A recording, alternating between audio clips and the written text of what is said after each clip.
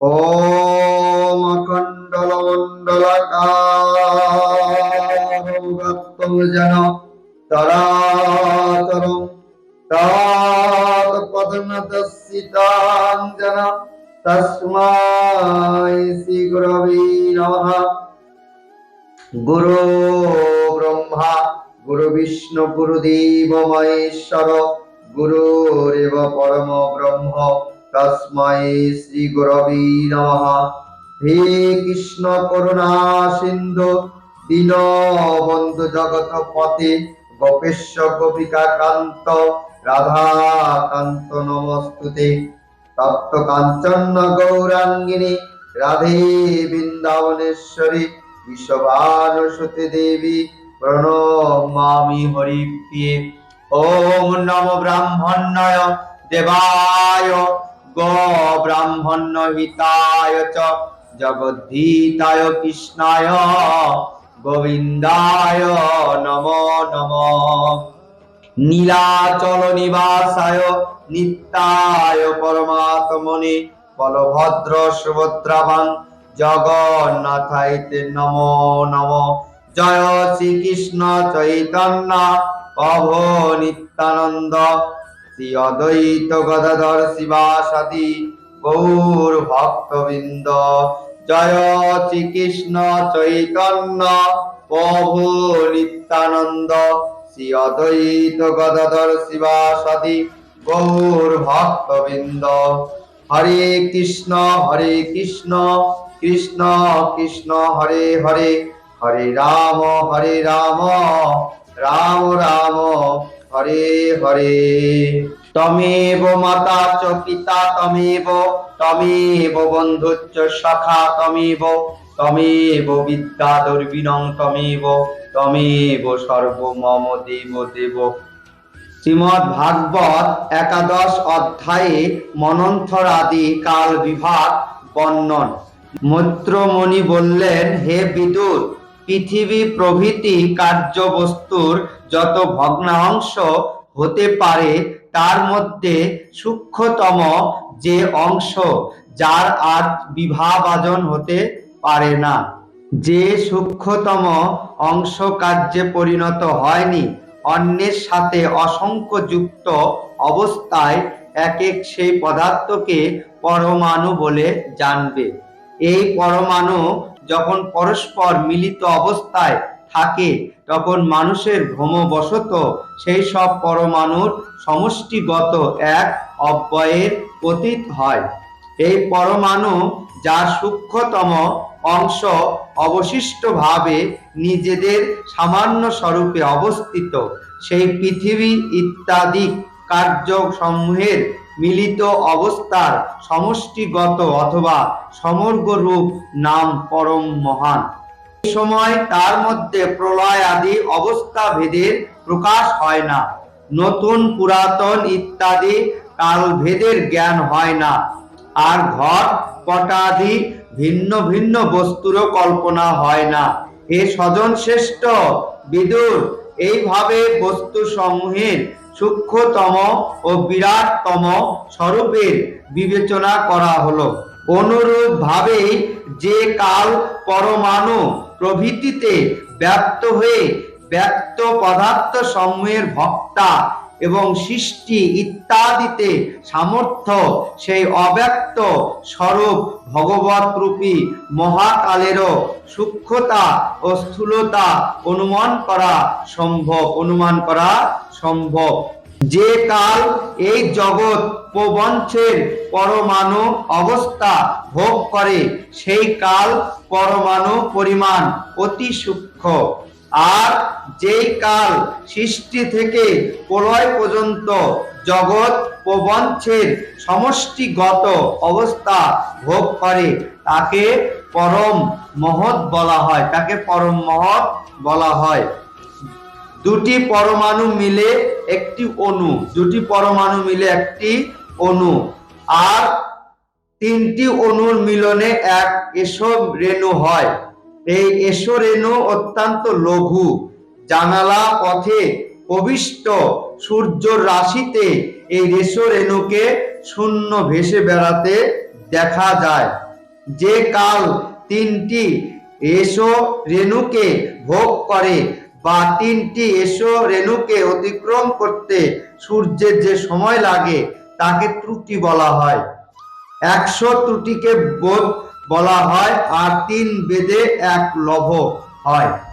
এই 3 লভে 1 নিমেষ এবং 3 নিমেষে 1 ক্ষণ, 5 ক্ষণে 1 কাষ্ঠা এবং 15 কাষ্ঠাতে 1 লঘু, 15 লঘুতে 1 নারিকা দণ্ড, 2 নারিকায় 1 মুহূর্তে এবং দিনের হ্রস্বতা ও দীর্ঘতা অনুযায়ী দিন ও রাত্রি দুটি সন্ধ্যাকালের 2 মুহূর্তে বাদ দিয়ে 6 কিংবা 7 নারিকা বা দন্তে 1 প্রহর জাম বলা হয়।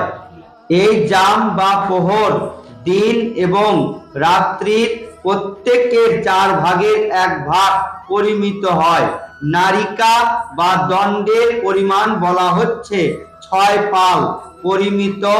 একটি তামার বাসন যদি এমন ভাবে তৈরি করা যায় যে তার মধ্যে 1 প্রস্থ পরিমিত জল ধরে, আর যদি 4 মাসা পরিমিত সোনা দিয়ে 4 আঙ্গুল দীর্ঘ একটি সূচো তৈরি করে, সেই সূচো দিয়ে ওই পাতে একটি ছিদ্র করা হয়, তাহলে যে পরিমিত কালের মধ্যে ওই ছিদ্র পথে জল ঢুকে পাত্রটিকে জলে মগ্ন করে, সেই পরিমিত কালের নাম নারিকা বা দণ্ড। হে বিদুর, মনুষ্য লোকে 4 প্রহরে 1 দিন আর 4 প্রহরে 1 রাত্রি হয় মনুষ্য লোকে, এবং 15 আহরাতে 1 পক্ষ হয়। এই পক্ষ আবার শুক্ল আর কৃষ্ণ ভেদে 2 রকম। এই 2 পক্ষকালে 1 মাস হয়। সেই 1 মাসেই পিতৃলোকে আহরাত অর্থাৎ 1 দিন রাত, 2 মাসে 1 ঋতু এবং 6 মাসে 1 আয়ন হয়। দক্ষিণায়ন উত্তরায়ণ নামে আয়ন 2 রকম। এই 2 আয়ন মিলে দেবলোকে 1 আহরাত। মনুষ্য লোকে এই পরিমিত কালকে 1 বৎসর বলা হয়, আবার 12 মাসও বলা হয়। এই হিসাব মতে মানুষের আয়ু 100 বৎসর নিপূরিত হয়েছে। চন্দ্রাদি গ্রহ, অশ্বিনী প্রভৃতি নক্ষত্র এবং সমগ্র তারা মণ্ডলের অধিষ্ঠাতা কালস্বরূপ ভগবান সূর্য পরমাণু থেকে আরম্ভ করে সংবৎসর পর্যন্ত কালে 12 রাশিরূপ সম্পূর্ণ ভুবন কোষ নিরন্তর পরিভ্রমণ করছেন। সূর্য, বৃহস্পতি, শ্রবণ, চন্দ্র ও নক্ষত্র সম্বন্ধীয় মাস ভেদে এবং বৎসর ও সংবৎসর পরিবৎসর, সূর্য, বৃহস্পতি, শ্রবণ, চন্দ্র ও নক্ষত্র সম্বন্ধীয় মাস ভেদে এই বৎসর, সংবৎসর, পরিবৎসর, ইরাবৎসর, অনুবৎসর ও বৎসর নামে অভিহিত হয়। হে বিদুর, এই বৎসর প্রবঞ্চক প্রবর্তক সূর্যদেবকে তুমি নানাবিধ উপহার সামগ্রী দিয়ে পূজা করবে। এই সূর্যদেব পঞ্চভূতের মধ্যে তেজ স্বরূপ এবং কাল নামক নিজ শক্তির দ্বারা বীজাদিতে নিহিত অঙ্কুরাদি উৎপত্তির শক্তিকে উজ্জীবিত করে কার্যমুখ করেন। তিনি মানুষের মোহ নিবৃত্তির জন্য মানুষের আয়ু হরণ করেন এবং আয়ু ক্ষয়ের দ্বারা বিষয়ে বৈরাগ্য জন্মান। তিনি সকাম মানুষের কর্ম অনুষ্ঠানের উপযুক্ত কাল জ্ঞাপন করে যজ্ঞাদি কর্মের দ্বারা লভ্য মঙ্গলময় স্বর্গাদি ফল প্রদান করে অন্তরিক্ষে বিচরণ করছেন। বিদুর বললেন, হে মুনিবর, আপনি দেবতা, পিতৃগণ ও মানুষের পরমায়ু বর্ণনা করছেন। এখন অল্পকাল স্থায়ী ত্রিলোকের বাহিরে সনকাদি মুনিবৃন্দ সহ যে সব জ্ঞানীগণ অবস্থান করছেন তাদের আয়ুকাল আমাকে বলুন। আপনি সেই সর্বশক্তিমান কালের গতি অবগত আছেন, যেহেতু জ্ঞানীগণ যোগসিদ্ধ দিব্য দৃষ্টির দ্বারা বিশ্বের সব কিছুই দেখতে পান। মৈত্র ঋষি বললেন, হে বিদুর, সত্য, ত্রেতা, দাপর ও কলি এই 4 যুগ, যুগের প্রথম ভাগ সন্ধ্যা ও শেষ ভাগ সন্ধ্যাকাংশ সহ দিব্য পরিমাণে 12 সহস্র বৎসর। এই যুগ 4টির পরিমিত কাল এইরকম কর্তৃত আছে। সত্য, ত্রেতা, দাপর ও কলি যুগ যথাক্রমে দিব্য পরিমাণে 4000, 3000, 2000 ও 1000 বৎসর এবং সন্ধ্যা সমূহ যথাক্রমে 400, 300, 200 ও 100 বছর আর সন্ধ্যাকাংশ সমূহে যথাক্রমে 4, 3, 2 ও 100 বৎসর পরিগণিত হয়েছে। এইরূপে মোট 12 সহস্র বৎসর যুগের আদিতে সন্ধ্যা হয় এবং অন্তে সন্ধ্যাংশ। এদের পরিমাণ যুগ পরিমাণের সহস্রের স্থলে শত সংখ্যা গ্রহণ করে নির্ণয় করা হয়। এই দুইয়ের মাঝখানে যে সময় তাকে যুগ ধর্মজ্ঞ পণ্ডিতগণ যুগ বলে থাকেন। প্রত্যেক যুগে এক এক বিশেষ ধর্ম বিহিত হয়ে থাকে। সত্য যুগে মানুষের মধ্যে ধর্ম তার 4টি চরণ সমবেত সম্পূর্ণভাবে প্রতিষ্ঠিত ছিলেন। তার পরবর্তী যুগে অধর্মের বৃদ্ধি হওয়াতে ধর্মের একটি পথ ক্রমশ হ্রাস পেতে থাকে। বৎস বিদুর, ত্রিলোকের বাহিরে মহলোক থেকে ব্রহ্মলোক পর্যন্ত সর্বত্র 4000 যুগে একদিন হয় এবং সেই পরিমিত কালে এক রাত্রি হয়। 1000 চতুর্যুগ 4000 যুগের সমান। এই রাতে জগৎ শ্রেষ্ঠা ব্রহ্মা নিদ্রিত থাকেন। সেই রাত্রি শেষ হলে কল্প আরম্ভ হয়, ত্রিলোকের সৃষ্টি আরম্ভ হয় এবং যতদিন পর্যন্ত ব্রহ্মার দিন থাকে ততদিন এই সৃষ্টি কর্ম চলতে থাকে। এই এক কল্পে 14 মনু পরপর আধিপত্য করে থাকেন। প্রত্যেক মনু 71 চতুর্যুগ থেকে কিছু অধিক কাল চতুর্যুগ যুগাধিপতি থাকেন। এক মানুষ মনির এক মনির অধিকার কালকে মনন্তর বলা হয়। প্রত্যেক মনন্তরে ভিন্ন ভিন্ন মনুবংশীয় নরপতিগণ, তপস্বীগণ, দেবগণ, ইন্দ্র এবং গন্ধর্ব আদি সেই মনির সাথে সাথেই নিজ নিজ অধিকার ভোগ করেন। এই সব ব্রহ্মার দৈনন্দিন সৃষ্টি, যার মধ্যে ত্রিলোক সৃষ্টি হয়। ব্রহ্মার এই দৈনন্দিন সৃষ্টিতে নিজ নিজ কর্ম অনুসারে পশু পক্ষী, মনুষ্য, পিতৃগণ ও দেবতাদের উৎপত্তি হয়। ভগবান পরমেশ্বরী প্রতি মন্বন্তরে স্বয়ং সত্যমূর্তি অবলম্বন করে মনু প্রভৃতি রূপে পুরস্কার প্রকটন করে এই বিশ্ব প্রপঞ্চ পরিরক্ষণ করে থাকেন। কালক্রমে যখন ব্রহ্মার দিন শেষ হয়ে যায় তখন তিনি কিঞ্চিত তমগুণ অবলম্বন করে সৃষ্টি কর্মরূপ নিজের পুরস্কার প্রত্যাহত করে নির্দিষ্টভাবে অবস্থান করেন। সেই সময় সমগ্র বিশ্ব তার মধ্যে লীন হয়ে যায়। সূর্য চন্দ্র শূন্য সেই প্রলয় রাত্রিতে ব্রহ্মার নিষ্ক্রিয়তার সঙ্গে সঙ্গে ভুব এবং স এই ত্রিলোকেরও তিরোধান ঘটে।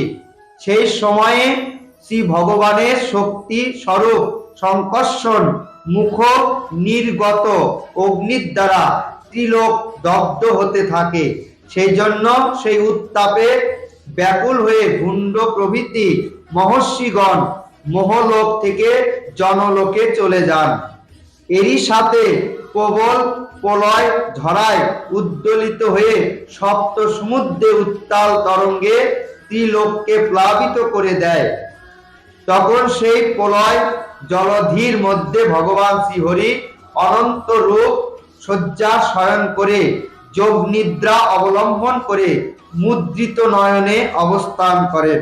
সেই সময় জনলোক নিবাসী মুনিগণ তার স্তুতি করেন। এইভাবে কালের গতি এক এক সহস্র চতুর্যুগ রূপে প্রতীয়মান, দিন রাত্রি 13তম অনুসারে ব্রহ্মার শতবর্ষ পরমায়ু গত প্রায় বলে মনে হয়। ব্রহ্মার পরমায়ু অর্ধেককে পরমার্ধ বলা হয়। এখন পর্যন্ত প্রথম পরমার্ধ অতীত হয়েছে, সম্প্রতি দ্বিতীয় পরমার্ধ চলছে। পূর্ব পরমার্ধের প্রথম ভাগে ব্রহ্মা নামক যে মহান কল্প হয়েছিল, ব্রহ্মা সেই কল্পেই উৎপন্ন হয়েছিলেন। পণ্ডিতগণ তাকে শব্দ ব্রহ্ম বলে থাকেন। সেই পরমার্ধের অন্তে যে কল্প হয়েছিল তাকে পদ্মকল্প বলা হয়। এই কল্প ভগবানের নাভি সরোবরে থেকে সর্বলোকময় পদ্ম প্রকট হয়েছিল। হে বিদুর, বর্তমানে যে কল্প চলছে তাকে দ্বিতীয় পরমার্ধের প্রারম্ভ বলা হয়। এই কল্পে বরাহ কল্প নামে বিখ্যাত। এই কল্পে ভগবান শুকুর রূপ ধারণ করে আবির্ভূত হয়েছিলেন। এই দুই পরমার্ধের সম্মিলিত কাল পরিমাণকে অব্যক্ত অনন্ত অনাদি বিশ্বতা শ্রীহরির এক নিমেষ বলা হয়। পরমাণু থেকে দ্বিপরমার্ধ পর্যন্ত বিস্তৃত যে কাল তা প্রবল শক্তিমান বটে, কিন্তু সর্বথা শ্রী ভগবানের উপরে আধিপত্য করতে এই কালের সামর্থ্য নেই।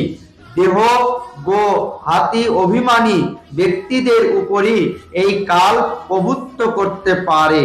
প্রকৃতি, মহতত্ত্ব, অহংকার, পঞ্চতন্ময়ত্ব এই অষ্ট প্রকৃতির সাথে 10 ইন্দ্রিয়, মন ও পঞ্চভূত এই 16 বিকার মিলিত হয়ে নিমিত্ত এই ব্রহ্মাণ্ড কোষ মধ্যস্থলে 50 কোটি যোজন বিস্তৃত এবং বহির্ভাগে চতুর্দিকে উত্তরাউত্তর 10 গুণ অধিক বিস্তারযুক্ত 7টি আবরণের দ্বারা বেষ্টিত। এই সব কিছু একত্রে যার মধ্যে পরমাণুর মতো দৃষ্ট হয় এবং যার মধ্যে সেই রকম কোটি কোটি ব্রহ্মাণ্ড অবস্থান করছে, সেই জাগতিক সর্ব বস্তুর কারণের কারণকে পণ্ডিতগণ অক্ষর ব্রহ্ম বলে থাকেন এবং সেটি পরমাত্মা পরম পুরুষ শ্রী বিষ্ণু ভগবানের পরম ধাম স্বরূপ। শ্রী মহর্ষি বেদব্যাস প্রণীত পরমহংসী সংহিতা শ্রীমদ্ ভাগবত মহাপুরাণের 3য় স্কন্ধের 11 অধ্যায়ের বঙ্গা অনুবাদ সমাপ্ত। ওম হরি ওম তৎসৎ, ওম হরি ওম তৎসৎ, ওম হরি ওম তৎসৎ।